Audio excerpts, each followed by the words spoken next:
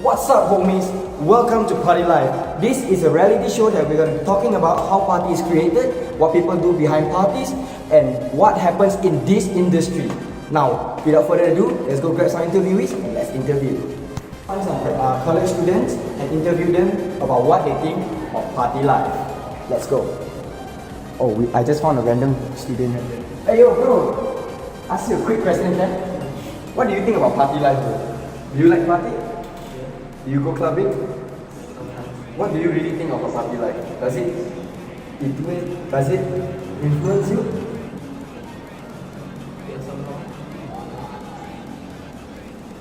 Interview number 1, success.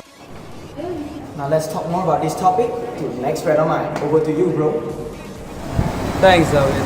Now, our first important guest is Mr. I. Hello, Mr. I. What's up? How are you today? So, this is Mr. I. He is the club ambassador of which club do you have? I met a few different clubs like play, but my mainly booking place is play. So do you like play?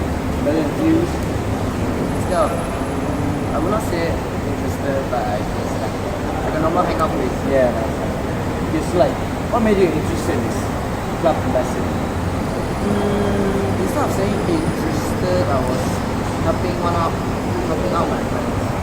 Because there was like a time where there's something from club ambassador, and he was like, yo, if the weekends, I was like, yeah, why? You run the ambassador. I was like, yeah, hell yeah. Like, okay, so that's how I started my first job. So like, what type of genre of music they play in your club? They play many various of music. For example, my favorite is Chinese Manyao, Chinese EDM, and there's other song I prefer. It's like rave song. It's like Avicii, Alan Walker, and many more DJs song. But if you really wanted me to pick any out of it, it would be High on Life. Yeah. I like that music. That's a very good music because like it suited me very well. It's actually there's many good things about clubbing. Only if you go with a good bunch of people. You don't go for us, right? For me, right? Me and my friend, right? We don't go clubbing for those bad stuff like alcoholic drinks or maybe drugs. We go there for like having a good time, meet up. We can like have fun together for that 5 to 6 hours of times. Yeah, I think that's what brings us together instead of expressing yourself at night instead of at school. That's what you really get into club like unless you really often clubbers, right? You know some of them then you will realize, oh, that's the way they treat normal life and that's the way they treat clubs life. Okay, thank you, Mr. Thank you for your time. You too. Now we go on to the next interview. Hey guys, this is my second guest, Gabriel Gennari. How are you? Okay, thank you. Okay, so I'll just get right to it. So what inspired you to make music? Well, my inspiration came from my dad actually. He was also a musician. So I actually started playing music when I was 4. And that's when he actually first taught me. So my dad was actually my first music teacher. So like, during your performance or your plays or whenever you're composing music, what are your ups and downs or sometimes you feel difficult? What are those? You mean the challenges that I face? Yeah. While composing music, composing music is basically writing a story. Okay, so there's a lot of things you have to think about, but composing music is the difference between writing a story and composing music is there's a lot of things you have to think about. Chords, music, in terms of music, chords, how to structure the music, how to structure the chords, the melody, for the person who's going to sing the song. So you have to compose. I have to think about the singer, how he or she is going to sing the song. so I have to write according to that. So in your music career, have you ever played with anyone prominent from Malaysia or outside?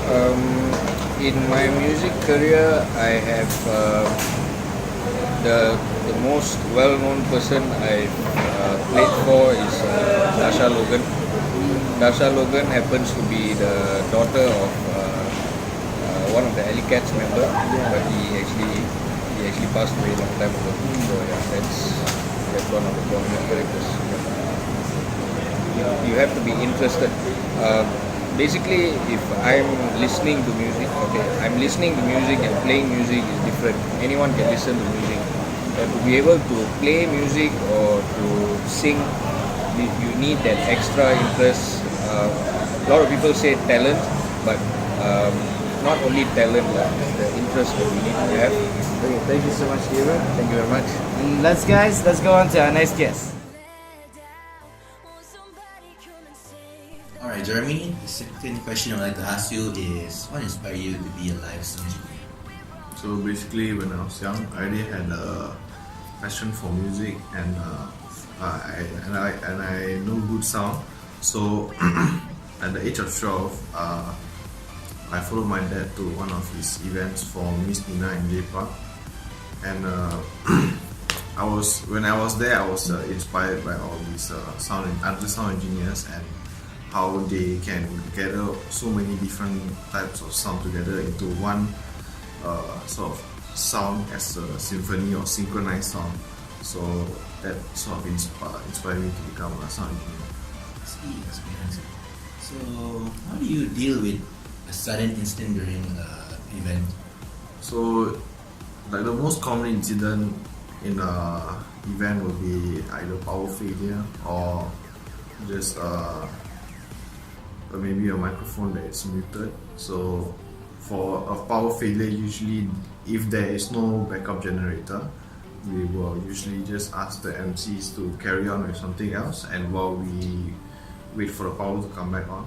And when it comes on, usually everything is still safe on the board, so it will usually take 5 minutes, so that's like a small problem. If it's usually mic muted, it's just switching on a mic. Do you just tell me the struggles you face as a live sound engineer?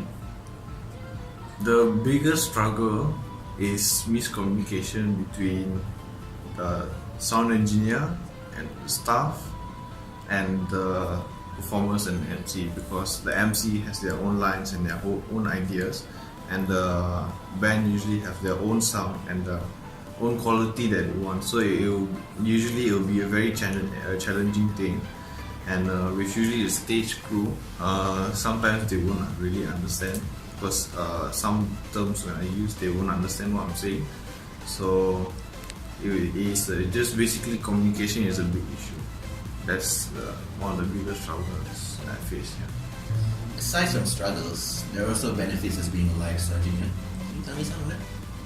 One of the main benefits is to be able to meet the other artists, all those famous people, without paying for a pass to even go inside, because and I'll get to meet them face to face. That's one of the biggest benefits. Other than that, other benefits will be a benefit for me, which is just to practice my love for sound engineering. Other than that, you can say, because I'm a sound engineer, the pay is quite high, so there will be a benefit, and you're doing what you love and you get paid a lot for it. So Thanks, Jeremy, for your time.